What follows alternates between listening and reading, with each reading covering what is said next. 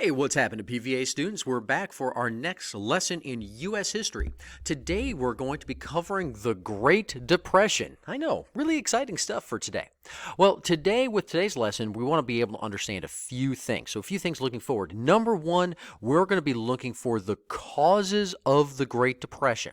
In addition to that, what we're also going to be looking for is what were the effects of the Great Depression, not only on people in the Midwest, but also on people throughout the cities of the United States. So let's go ahead and kind of jump into everything today, and let's talk about why the Great Depression started in the first place. Now, as we talked about last time, the 1920s was really this era of a lot of consumer spending. Everything really looked great on the surface. 1920s, all this new stuff. We had things like Henry Ford's automobile. We had fridges. We had TV, well, not TV. We had radios. We had the movies. We had all this new great stuff during the 1920s. However, things are only really looking good on the actual surface. Underneath the surface of everything, things are not really as good. And that's because we've got a few underlying issues. I mean, for instance, income during the 1920s didn't increase really all that much. And there were severe problems with the U.S. economy. And in October 1929, the Roaring Twenties is going to end and the Great Depression is going to begin. And we want to be able to answer why. And the Great Depression, by the way, guys, is the largest economic collapse in U.S. history. It's not only the biggest, it's also the longest, and it was bad. And we want to understand the reasons behind this economic collapse. Well, the first reason behind this economic collapse had to deal with production during the 1920s, what we call overproduction and underconsumption. Now, during the 20s, because of things such as Ford's way of producing things with the moving assembly line, companies produced tons and tons of things. And we saw the overproduction of what we call durable goods. That's the stuff you see in the picture. A durable good is just something like you can hold and, you can put in your house. Like a fridge or a chair or a car or something like that. And eventually, speaking, is that by the end of the 1920s, people stopped needing these things. I mean, most people now had a radio, but the companies just kept churning out new radios. Most Americans had a car. 20% of Americans by 1929 had a car, but Henry Ford kept just pouring these things out onto the market.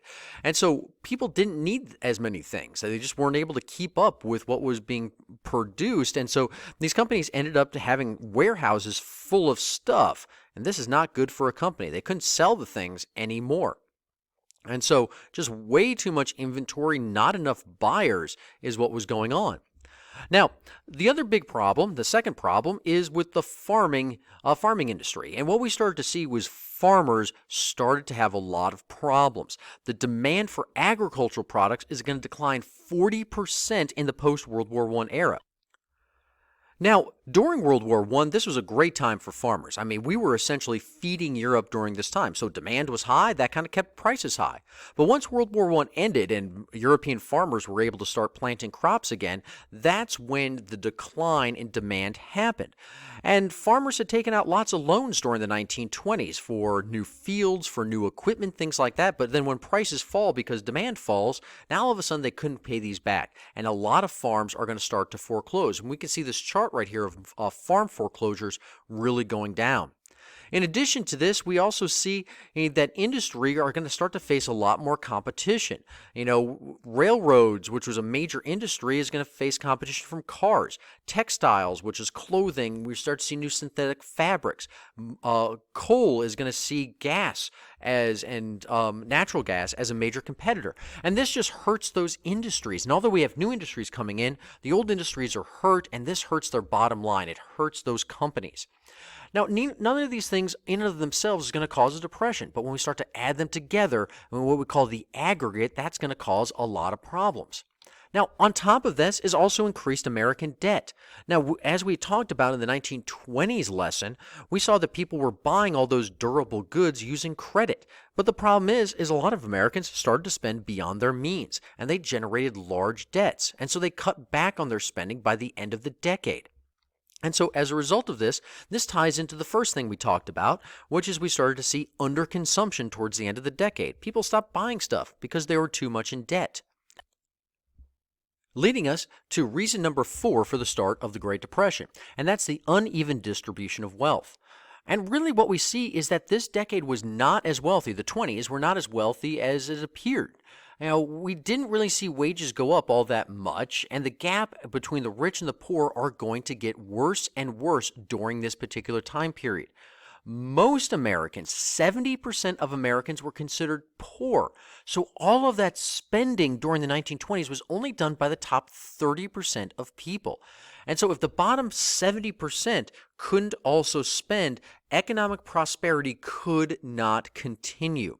Number 5, stock market speculation. And this was really big, all right? So the stock market and the stock market crash, which everybody kind of looks at as the beginning of the Great Depression, what was happening was people started to speculate on stocks. Basically, they would borrow money to pay for stocks, and this is called buying on margin, which is a key term that should be bolded on the notes because you're going to see it on your test. Now, the problem was here is that the stock market was not regulated at all. And what this allowed for was that some companies could alter their stock value, and this created bubbles in the stock market. And then when these bubbles burst on October 29th, 1929, the stock market is going to crash. And this is going to be the trigger for the Great Depression. And when it crashed, people are going to rush to sell their stocks, prices are going to drop, and $30 billion worth of investments evaporates into thin air. It no longer exists. And people who bought on margin, especially banks and large institutions, couldn't pay off their debt. And this started a downward cycle in the economy as companies closed, laid off their workers, forcing those workers to not be able to buy anymore, which means that forced other companies out of business. And eventually 25% of the American workforce was out of a job. Now, things were bad, but things were about to get worse. And this was because during this exact same time that the Great Depression is going on, we have an environmental catastrophe called the Dust Bowl. Now, the Dust Bowl is going to happen in the central part of the United States. And in that central part of the United States, in northern Texas, Oklahoma, all the way up almost until Iowa, we had seen decades of over-farming. But combined that with drought on the Great Plains and massive windstorms, it's going to sweep the soil away and make farming in this region entirely impossible. Now, here's just a couple pictures. I mean, it looks like a beach, but this is the middle part of the United States. That right there, that's a dust storm right there. I mean, this is absolutely crazy. Kind of see what that lady's thinking. Well, as a result of this, all right, many of these farmers in that affected region, you can see this region right over here, all right, and they were called Okies and Arkies. Many of them are coming from like Oklahoma, Arkansas, Nebraska, et cetera, all right. They're going to leave their farms, and they're going to search for work and for better land in California. They're going to just kind of pick up and leave and head out to California. This is the main route right here. Some of them ended up in Washington, but not a whole lot. Now, many people in California really weren't happy about a lot of these people coming out there. They saw them as just kind of increasing the number of people that were out of work. But, you know, many of them will end up working in the valleys in California, working in different farm laborers. But in the cities, it wasn't much better either. We've got a huge number of, especially factory workers, out of work during this particular time. And many of them end up living in these shanty towns that you have here. And the president at the time was a guy named Herbert Hoover. And you can see from the bottom right picture right over here, it says, "Blame it on Hoover." And a lot of people did. And so they named these shanty towns after Herbert Hoover. They called them Hoovervilles. They also named them like Hoover Hotels, sleeping on, newspaper over here. Those were Hoover blankets. But Hoovervilles became synonymous with the poverty of people during this particular time and the failure of Herbert Hoover to solve the problems of the Great Depression, which would, of course, lead in 1932 to us electing a new president, Franklin Delano Roosevelt. But we'll talk about FDR and his New Deal and all the stuff that he does in our next module. Well, that's all the stuff we have for today. So we want to make sure that we understand and some of the big things that happened and leading up to the Great Depression. So make sure that we understand things like overproduction, underconsumption, buying on margin, as all causes for the stock market crash in the beginning of the Great Depression. Understand the Dust Bowl that was caused by drought and overfarming led people to California, and that Californians were unhappy about that, and that poverty in the cities led to all these people out of work, living in shanty towns that were called Hoovervilles. Well, that's all the time that we have for today. Until next time, and as always, have a great day. Bye for now.